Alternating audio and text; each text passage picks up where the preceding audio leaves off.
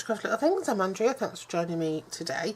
I've been away for a while because I've been moving house and started a new job and things have got quite hectic, but I'm trying to catch up now.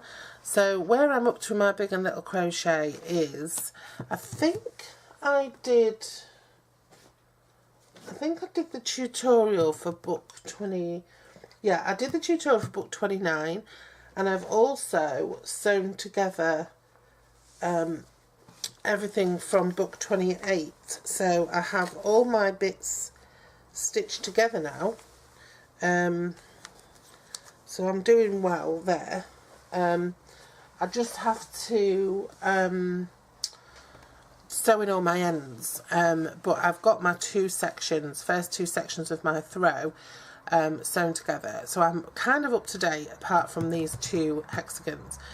Now if you don't know what on earth I'm talking about, Big and Little Crochet is a subscription book. It contains, I think, about 10 patterns each episode. You get 2 books a month, $11.98 for subscription, I think, and that includes postage. You can unsubscribe at any time, and you can start your subscription, I think, at any time. I'll put a link below. I'm not sponsored, these aren't gifted, I'm a subscriber and I just really love it. And each week you get the yarns to make a hexagon, and in almost every book there's a hexagon. The only time there isn't a hexagon is when it's giving you instructions on how to edge your hexagons or how to join them together to create this beautiful throw, which is your ultimate objective.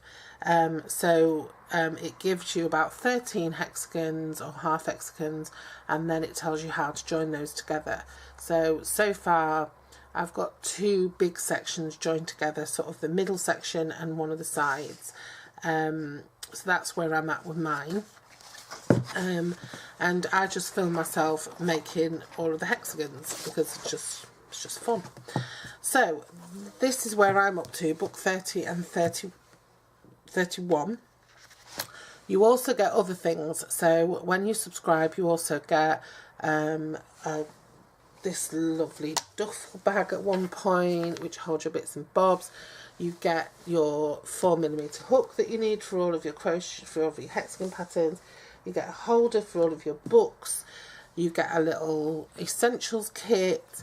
You get a spool holder at one point. You get, if you're a premium subscriber, which I think is an extra £1 or something, you get special projects to do as well. Yeah, so there's all sorts of things that you can get from the subscription service. It got off to a little bit of a tricky start, but it seems to be doing well now. It's got through its teething problems. If you do spot any issues with any of the patterns, do let them know. They do tend to send out updates and revisions. If there are things that are wrong, they'll get those put right the next time. You can join the Big and Little Crochet Facebook group. That's one of the best ways I've found to communicate with them. They're very responsive on there. But yeah, other than that, let me just show you what's in book 30 and 31. So what I tend to do is I tend to receive my books, review them quickly, just have a little flick through with you, just like a coffee time sort of flick through, say what I think of them, and then have a look at the hexagons, and then at the next video will be me making the hexagons. So also in the books you get things like little masterclasses. You get a glossary at the back that explains some of the abbreviations, and each book is themed. So this one was an Easter crochet book. I did get it before Easter. Some people complain that the books come out too close to the event, so like Christmas book came out bang on Christmas, didn't really give you a chance to make the things, but there's always next year, isn't there? So Easter crochet then, there was some lovely things in this one. That little daisy chain necklace is nice. It'd be nice as a trim, that, for something, or to stick bunting onto, but it's nice as a little necklace. A little basket which could be used for anything, and it gives you not only the pattern and everything, but it gives you all your measurements, the materials that you need, what needles you need, your tension and everything else. And tells you how to make the parts up, obviously. Little lamb fleece, that's cute. Little baby cocoon, that's so cute, that. There is a little masterclass, tells you how to do a Solomon's knot, which I am going to follow this masterclass, because I tell you, I've never mastered the Solomon's knot. Baby bunny charms, that is tiny little amigurumi, isn't it? I think. Tiny little thing. Animal egg cozies, they're cute, and they're good for any time of the year, not just Easter. I like that folk art cushion. That's really nice. I love that colour. What's that? Debbie Bliss Baby Cashmerino in Kingfisher shade. Gorgeous shade. That'd be lovely if it's cashmere and a merino blend. And here's a mesh tote bag. This is one of the most popular videos I have on my channel, is of my own mesh tote bag. This is a little bit more detailed, so I might try that one. One thing that's nice is to have one that goes over the shoulder. That's why I made mine to go over the shoulder, because it's easy to carry, especially if you've got a pushchair you're pushing or something like that. Oh, that's nice. It's pretty, isn't it? It's not very functional. I mean, I don't go out collecting my own eggs, I don't know about you, but it is pretty.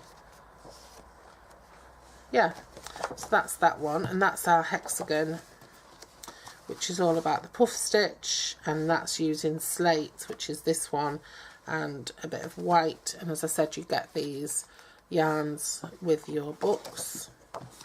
Don't throw away your leftovers, because you will be needing them in the future. And number 31 is for little ones. These are so cute. I wonder where the stools are from in the first place. Tiger paw socks. Oh, they're cute. Look at that.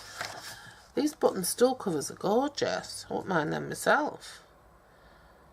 They'd be nice just to make cushion pads for like kitchen chairs out of, wouldn't they? They're really nice.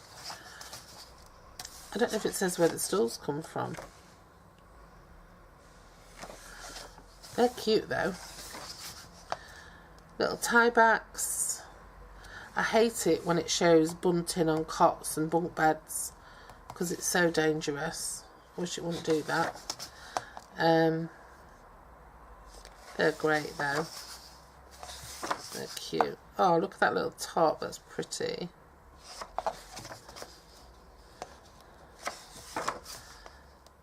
A snail mat. That's cute.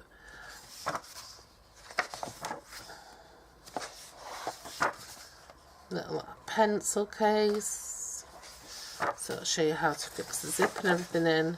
That's a cute one. A little dinosaur rucksack. It's really pretty. Look at that. And a rag doll. I might have a go at that one. Oh, that's quite a nice size as well. Yeah, I might have a go at that. And it shows you how to make the doll's clothes. And then filet crochet. Filet crochet is based on the juxtaposition of solid blocks and open spaces. Following on from filet crochet 2, in which you followed a simple block and space chart. Learn how to work space over spaces and blocks over blocks. Alright. Very nice. I'll have to practice a bit of that. And there's our throw again with the blue star hexagon, which uses this lovely rose yarn. It uses the sky blue, and it uses this one, which I think is called, is this blush? No, this is called blush, I think. So I've got some of that in my bag.